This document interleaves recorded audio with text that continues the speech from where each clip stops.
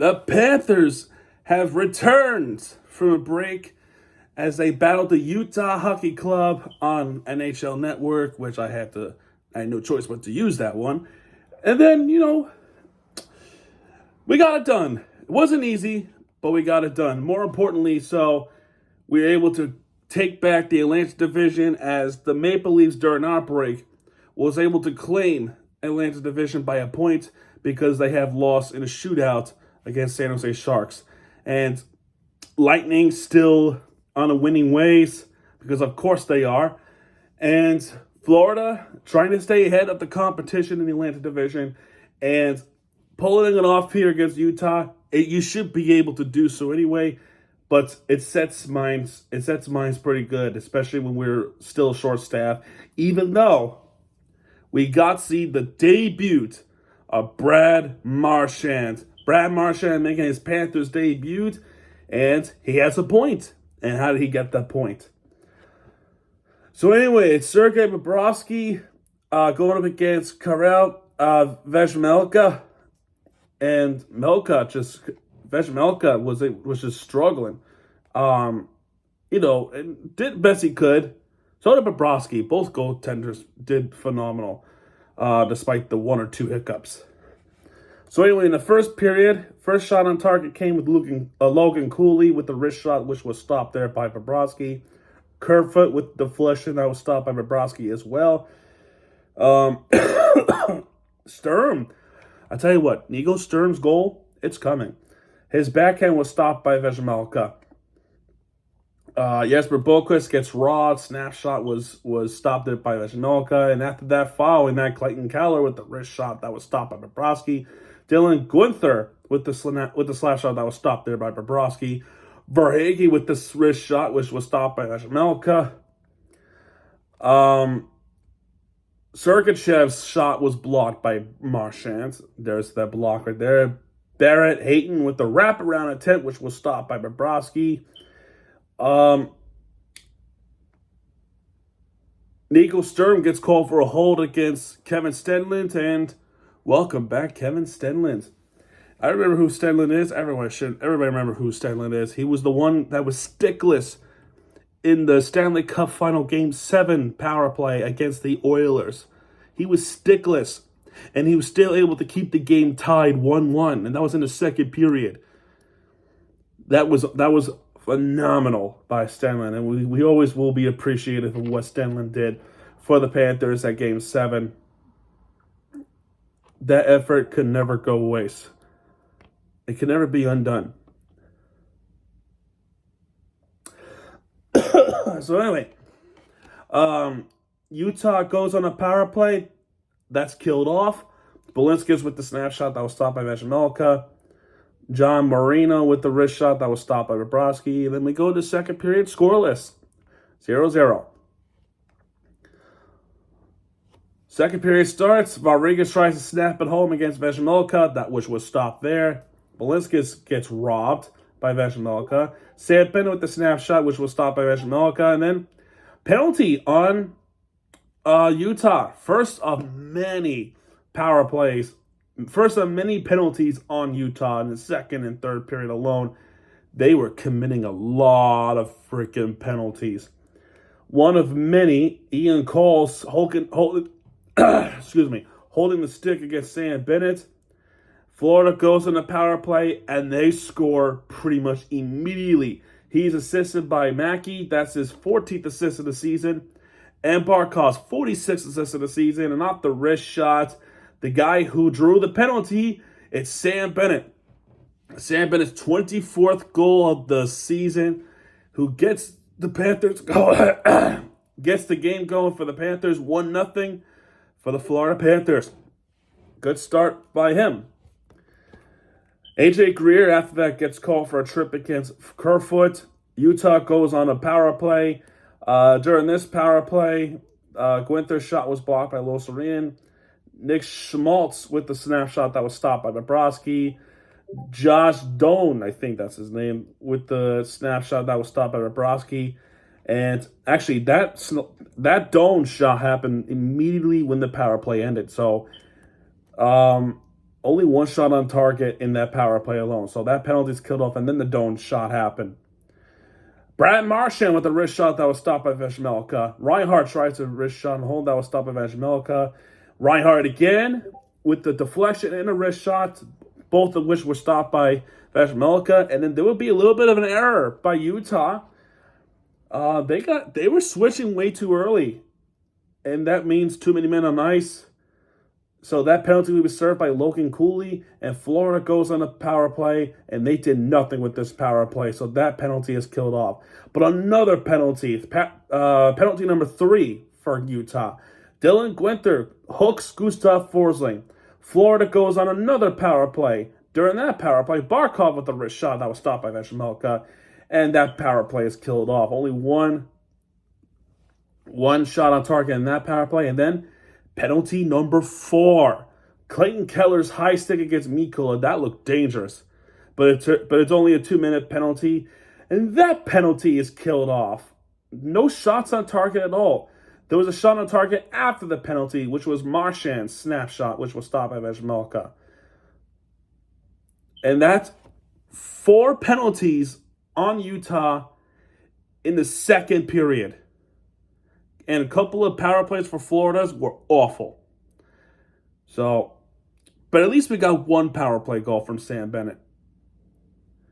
Barrett Hayton tries a wrist shot home that was stopped by Dabrowski, and then Lundell tries a wrist shot that was also stopped by Vejmelka. But we go to the third period, leading 1-0 over the Utah Hockey Club.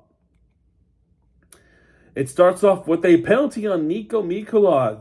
That was a garbage call. So, I think it was Kerfoot was right there as well. And then there was a stop by Nate Schmidt. And then Kerfoot dislodges the net. And Mikula came right when the net was dislodged. But yet, they called that a penalty on Mikula for delay of game. All because they say that Mikula purposely dislodged the net. What? You gotta be kidding me. Look at the replay and you see that Kerfoot was the one that did it first. They just happened to collide against each other. But no, go after the Florida Panthers. So anyway, oh man. Utah goes on the power play for about 54 seconds or so. Clayton Keller's slash shot hit the post, which was still there. Logan Cooley's tipping was stopped by Bobrovsky, and the power play ends as Nick Schmaltz gets called for a hook against Balinskis. It goes on a 4-on-4, and during that 4-on-4, this is where my mind starts to blow. For a bunch of periods, Utah's getting shut out by a lot of periods, including the game the other night. I think it was last night against the Lightning. They were not able to score at all, and they scored here tonight against the Panthers. Great defense. He's assisted by Barrett Hayton. That's his 23rd assist of the season. And off the snapshot is Sean Dursey with his 3rd goal of the season.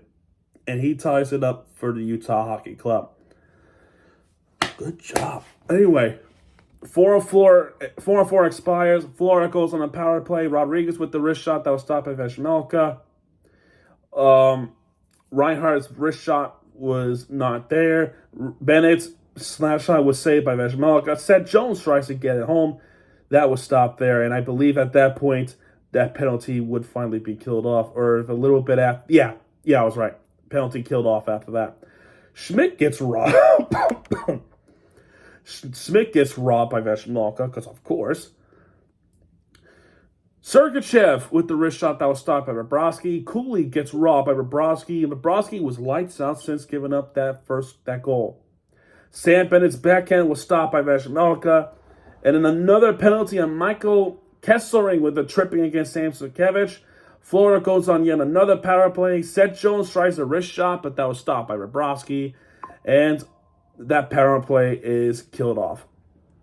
That power play is stopped right there. Lo Serena gets called for a hook against Stenland.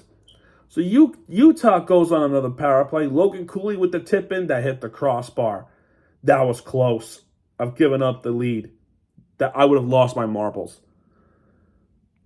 And then there would be some blocked shots. And then there was a short-handed chance by Gustav Forsling with the slap shot that was stopped by Veshmelka. Penalties killed off. Mikola with the wrist shot. And Brad Marchand wrist shot, both of which on the rebound was stopped by Veshmelka. And then we go to overtime. Again for the Panthers against the Utah Hockey Club. And it starts off with, as far as I remember, Barkov, Reinhart, and Seth Jones to start off. So 2 forwards and a defenseman.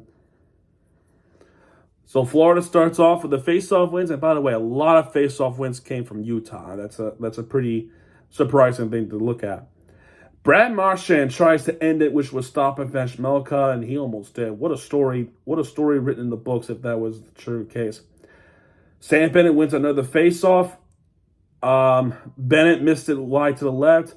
And Dursey nearly wins it, ends up missing high and wide to the right. Seth Jones trying to get one in. That was missed to the right. Verhaeghe with the slap shot that was stopped by Veshmelka. And Verhaeghe again tries to end it. He was robbed by Veshmelka. Barkov wins the face-off. Both teams trying to get the puck possession. And they went with 3 forwards, the Panthers, and eventually they were able to get that defenseman off, which was Forsling. And Forsling stole the puck. Brad Marchand behind the net, he gives it to Sam Bennett, and Sam Bennett with an easy backhand goes past Veshmelka, and he wins it for the Florida Panthers. Not only gets an opening goal, he gets an overtime goal. He gets 2 goals of the game, both of which were important. And Sam Bennett wins it for the Florida Panthers 2-1 over the Utah Hockey Club. He's assisted by Forsling. That's his 17th assist. And Brad Marchand's first point as a Panther and his 27th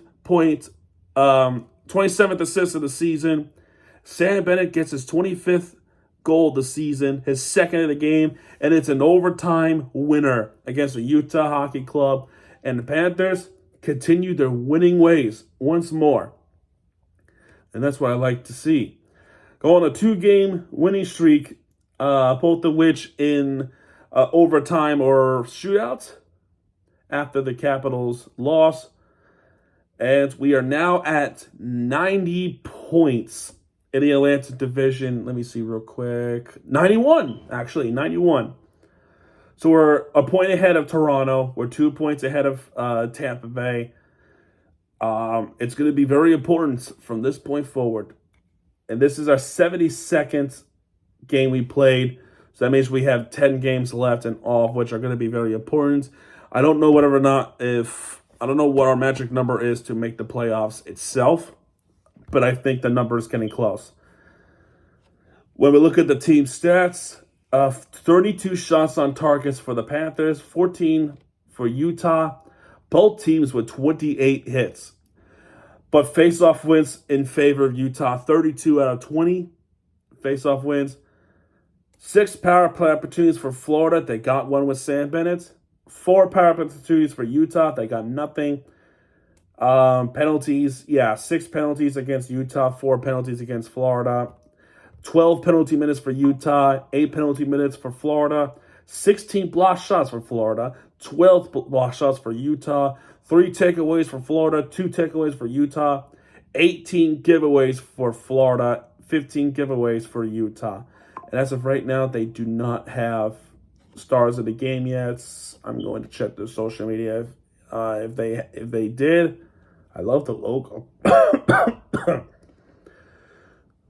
Yes, they do. So first star, 1 star goes to Sam Bennett with 2 goals. Sergei Bobrovsky with 2 stars. With 2 stars that he has, with 13 saves out of 14. And 3 stars, they give it to Karel Veshmelka with 30 saves out of 32. Our next game is going to be against the Montreal Habs, the Canadiens, on 1 o'clock matinee game. Also on NHL Network. That's a tough one. That's going to be a tough one, apparently. Apparently, we can't beat the Canadiens no more, so are we expecting AL? Or are the Panthers going to play inspired and actually going to win against the Canadiens at home. So we'll see what happens. 1 o'clock, Sunday, March 30th. NHL Network, if you're able to have access to it. And yeah, that's pretty much it for this one. If you like this one, hit the like button for content because Miami TVG has your back. And when he does, he'll be right there. He'll be right there with the favorite team that you deserve. This is Miami TVG sign off, folks. I'll see you guys a little bit later on. Good night.